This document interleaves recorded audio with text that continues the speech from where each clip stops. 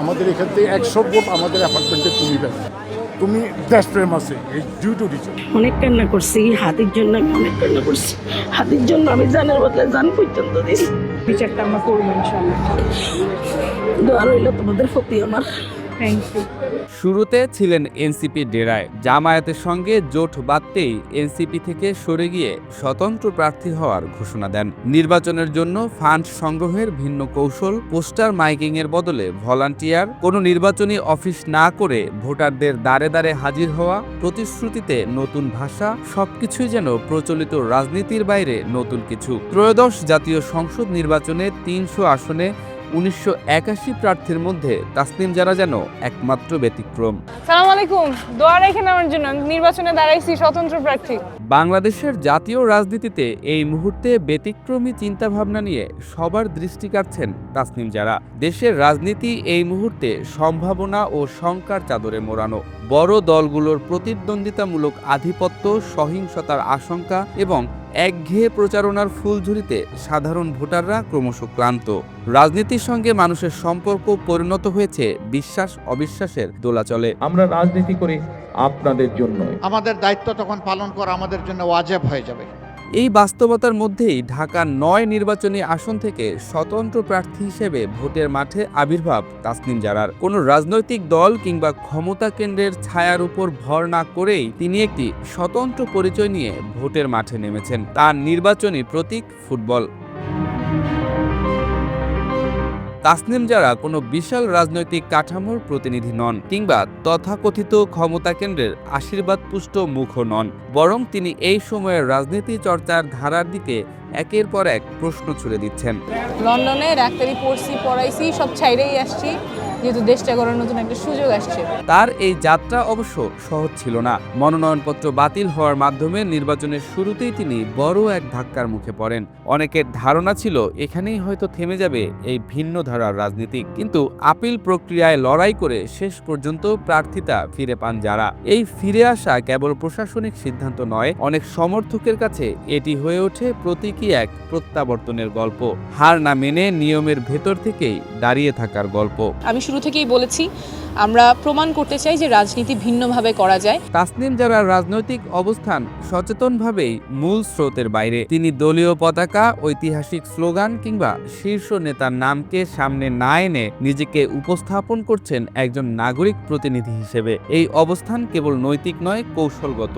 বাংলাদেশের রাজনীতিতে যেখানে পরিচয় আগে আসে, মানুষ আসে পরে, সেখানে তিনি মানুষকে আগে রাখছেন, পরিচয়কে পরে। আমি কোনো পেশাদার রাজনীতিবিদ নই, স্বচ্ছতা এবং জবাবদিহিতার রাজনীতি করার এবং দেশটা গড়ার একটা সুযোগ এসেছে, তাই রাজনীতিতে এসেছি। যদিও এই অবস্থান তাকে রাজনৈতিক বিতর্কের কেন্দ্র থেকে সরিয়ে দেয়নি, বরং এটি জন্ম দিয়েছে নতুন এক সম্ভাবনার। দল ছাড়া রাজনীতি আদৌ সম্ভব কিনা ঢাকা 9 আসনে, সেই প্রশ্নেরই বাস্তব পরীক্ষা হয়ে উঠেছেন তাসনিম জারা। তাসনিম জারার প্রচারণার সবচেয়ে দৃশ্যমান বৈশিষ্ট্য হলো তিনি সাধারণের অপছন্দের কোনো কাজই করেননি। পোস্টার লাগাননি, দেয়াল লেখেননি, উচ্চ শব্দের মাইকিং করেননি। বাংলাদেশের নির্বাচনী সংস্কৃতিতে যেখানে পোস্টার মানেই এলাকা দখল, সেখানে এই না করাগুলো নিজেই একটি রাজনৈতিক বক্তব্য। অনেক ভোটার এটিকে দেখছেন সম্মানবোধের রাজনীতি হিসেবে। বিরক্ত না করে কথা বলা, দেয়াল আর রাস্তা দখল করে পোস্টার না লাগিয়ে মানুষের হৃদয় দখল করছেন এই তরুণ রাজনীতিক। ডোর টু ডোর প্রচার, ছোট পরিসরের আলোচনা এবং সরাসরি চোখে চোখ রেখে কথা বলার মাধ্যমে তিনি একটি ভিন্ন রাজনৈতিক অভিজ্ঞতা দিচ্ছেন। বহু সাধারণ মানুষ মনে করছেন এতদিন পর কেউ অন্তত ক্ষমতার ভাষায় নাগরিক হিসেবে কথা বলতে এসেছে। অর্থ ও পেশি শক্তির বাইরে গিয়ে নির্বাচনে জেতা সম্ভব। তার নির্বাচনী তহবিল সংগ্রহের ধরনও প্রচলিত রাজনীতির বাইরে।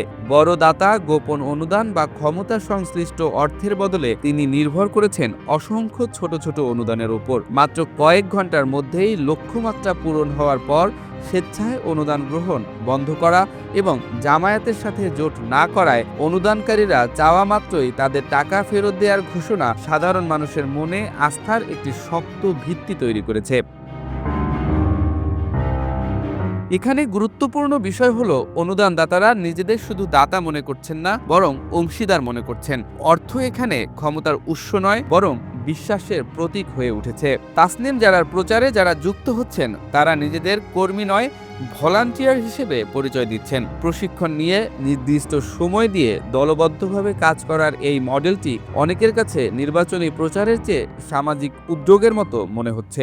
রাজনীতি এখানে আর কেবল ভোট জয়ের মন্ত্র নয়, বরং নাগরিক অংশগ্রহণের একটি প্ল্যাটফর্মে রূপ নিচ্ছে। মাঠ পর্যায়ের আলাপ এবং সামাজিক কথোপকথনে একটি মিশ্র কিন্তু গভীর অনুভূতি স্পষ্ট। অনেকে বলছেন জয় পরাজয়ের চেয়ে ভোট দেওয়ার ইচ্ছাটা তৈরি করতে পেরেছেন যারা। কেউ বলছেন তিনি হয়তো পুরো ব্যবস্থা বদলাতে পারবেন না, তবে অন্তত বিকল্পটা চোখে দেখা যাচ্ছে। আবার অনেকেই বলছেন এই ধরনের রাজনীতিক থাকলে ভোট দিতে ভয় লাগে না।